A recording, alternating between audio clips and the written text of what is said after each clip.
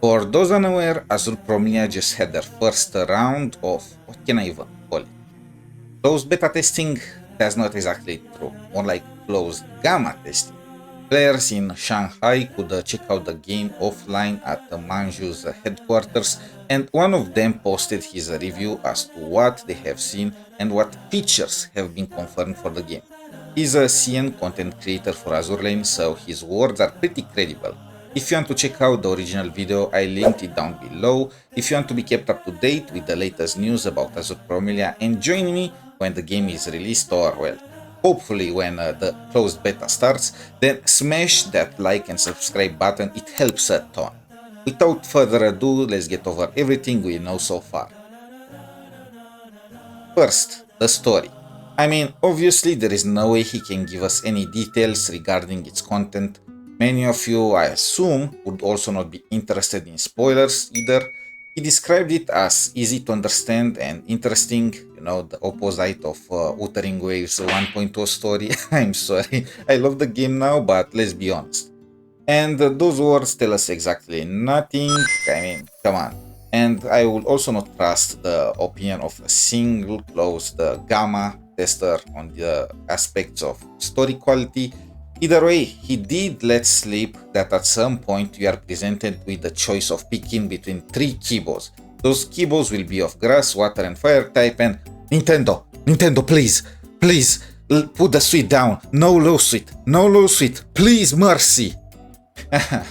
Apparently the grass KIBO is the weakest of the bunch, so I guess Manjuu might be Gen 6 fans, but until release this might very well change. Don't trust anything regarding balance, let's be honest. There will be shiny KIBOs, and beating them up until they love you is not the only way to catch them. Some require you to trigger certain Easter eggs before they can join your team. He mentioned there being more than 100 KIBOs already in the game, probably counting evolutions, because otherwise it will be crazy. The Kanto Pokédex had 151 entries, if I'm not mistaken. There is no way they're gonna release more than that. There is a tutorial to help those that just started those type of games, and he described it as very well made and very true, but long. The world is a typical Genshin style with chests and puzzles. You can use the KIBOs as mounts, and the flight aspect has no restriction whatsoever. If you play Genshin, you know they added it just recently, like in the game, and it is restricted AF. You can only fly in 1 out of the 6 nations in the game, and even there, you can only fly on certain tracks that Koyo put along the way, not just wherever you want to. And in Wuthering Waves it is a lot more free, but even there, half of the map does not have flight implemented, because I have no clue why not. Come on, Uro, why not? But you'll not have any of those issues in Azur Promilia. You can fly anywhere in the game. There is no blockage, no flight zone, nothing like that. He also mentioned that there is character swimming, and I would be concerned if there wasn't. He did not say anything about diving though. And that's the big part, you know, because there is a big difference between swimming in a lake in the old way, or diving in an entire underwater world a la Fontaine swimming. Hopefully, even if not at launch, somewhere along the line, add something like that, because it will be a missed opportunity if they did not. The housing system is pretty much a copy-paste of Palworld. Each KIBO specializes in different tasks, and there are different buildings corresponding to different jobs where you can assign them. He confirmed things like farming, mining and forging, though he did not get to egg hatching since the trial was pretty short. If you played Palworld at some point in time, you would recognize the incubators from the preview, and if the system is similar, they are using a fire or ice breathing KIBOs to regulate the temperature of eggs in order to speed the hatching.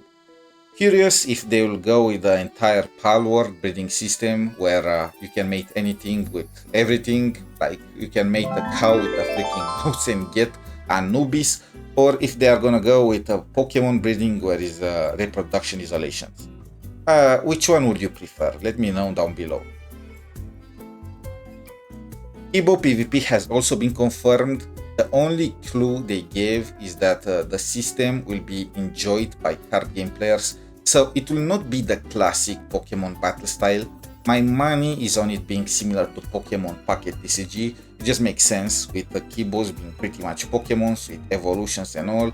And if we are to upset Nintendo, we may as well go all the way.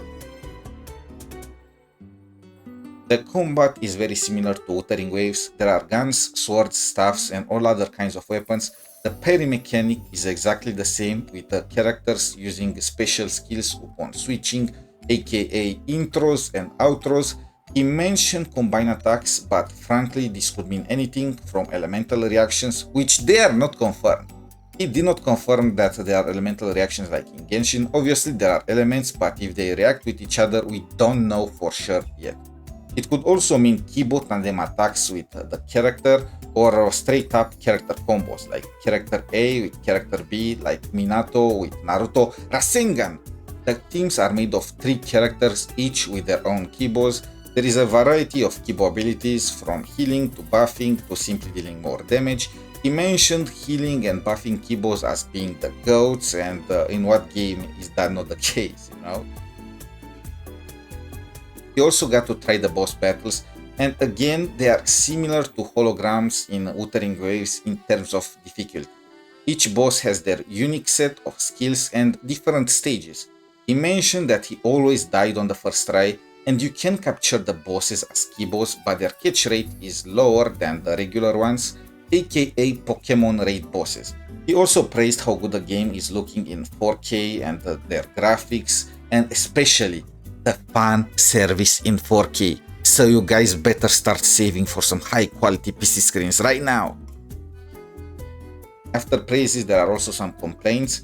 He said that there are still some bugs in the game, your typical unreleased game bugs like clipping, and you can also block the petting of NPCs and they will simply go all over the place. Bosses have also a pretty low aggro range, which will not be an issue if there are no gun users. Apparently you can simply defeat the boss by shooting at him from outside his range and he will never react. Easy mode right there.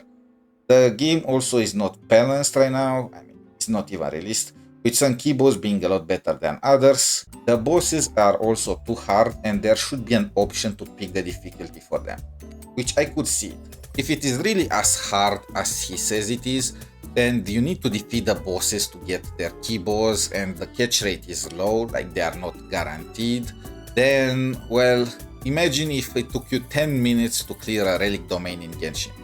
People give up relic farming altogether. I know I would. Rather than directly changing the difficulty, I'm thinking more along the lines of, if you defeat the boss for the first time, then you unlock easy difficulty.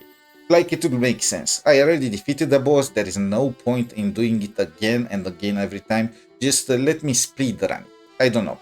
What do you guys think? What solution would you propose? And since they took the Wuthering Waves combat, they of course also took its issues.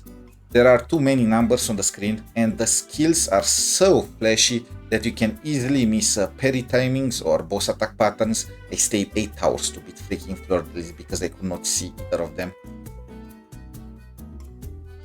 Overall, he said that the game feels pretty complete already, but does that mean there is gonna be a closed beta anytime soon? Maybe the game is gonna get released this year? He asked this question to the devs and they gave that a perfunctory reply. No clear schedule for it yet, we will continue improving and optimizing the game. I don't know why I'm using this tone, because I love when companies do this. Don't rush, give us a high quality game right off the bat.